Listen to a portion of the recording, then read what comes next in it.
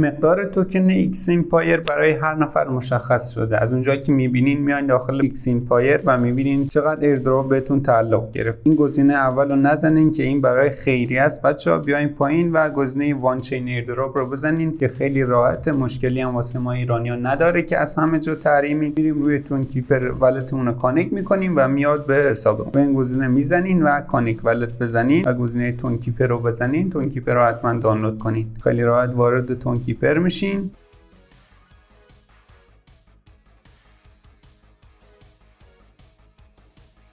و از اینجا یکی از کیف پولاتون رو انتخاب کنین. مثلا من XX رو که برای ایکس ایمپایر ساختم رو انتخاب میکنم و کانکت رو میزنم و سرانگشتم رو میزنم و میبینین که خیلی راحت کانکت شد. و اگه ولتون هم اشتباه کانکت کنین بچه‌ها میتونین بیاین از اینجا ریست رو بزنین و دوباره ولتون رو کانکت کنین که چیز خاصی نداره و این قسمتش خیلی آسون و ساده بود. حالا بچه‌ها چند تا نکته مهم راجع به ایکس ایمپایر که میگن در مسیر نات کوین قرار داره و با توجه به محبوبیتی که داره، تیم ایکسپایر گفته که پروژه های مختلف رو زیر نظر داشته که رضایت مردم رو جلب کنه و پروژهشون مثل همستر یا راکی رابیتس نشه. اومده چند تا گزینه برای مردم مثلا فراهم کرده. میگن که میخواد مثل نات کوین عمل کنه و کسایی که توکن ایکس ایمپایر رو هولد میکنن قرار بهشون بازم توکن بده و این برنامه‌اش در آینده است. و یه گزینه ایکس هولدر داره که میاین اینجا کلا توضیحات داده که گفته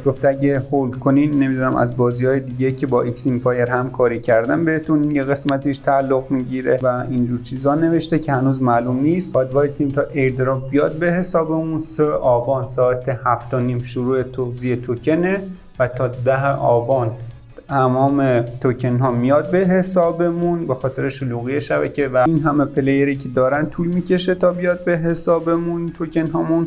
و قسمت دیگه داره که ایکس یوتیلیتیه و چیزهای عجیب غریبی اینجا نوشتن. آموزش رو زبان نمیدونم میخوام بذارن برای 75% مردم که خواب درستی ندارن برای این برنامه دارن. اینا هنوز معلوم نیست، فقط یه چیزای این قسمت ها نوشتن. ببینیم در آینده ایکس ایمپایر چیکار میکنه و چطوری میخواد این برنامه‌اش رو جلو ببره. خب بچه حالا چند تا نکته دیگه میگم تا جایی که من متوجه شدم. معیارهای توکنشون بر اساس رفرال بود که چقدر فرنز به بازی دعوت کردین و به نظرم مثل پروژه‌های دیگه مثل همستر و این جور چیزا نیست. خیلی بهتره، میتونه یه سود خوبی بهمون بده این پروژه. و بچه‌ها یه نکته دیگه هم که بگم، کسایی که NFT شو دارن دارن هر NFTش معادل 69000 تا توکنه. یه چیزی دیگه هم که بگم، قراره کلا 690 میلیارد توکن بین کاربرا تقسیم بشه که 70% سهم کاربرا هست و 5% کسایی که توی پارت دوم شرکت کردن هست. و یه گزینه‌ای هم که داشت تراک کنش رو انجام بدید، نیمتون باید میدادین. به نظرم اجباری نیست و به نظرم اصلا واسه هیچ ایردراپی هزینه نکنین، چون اکثر ایردراپ ها باید رایگان باشن، چون ما داریم براشون زحمت میکشیم، بالاخره وقتمون رو میذاریم روشون که یه چیزی در بیاد. و به نظرم روی هیچ پروژه هزینه نکنین و از اینجا به نظرم خودشون یه چیزی کم کنن و کارمزد رو کم کنن و توکنمون رو به حسابمون واریز کنن.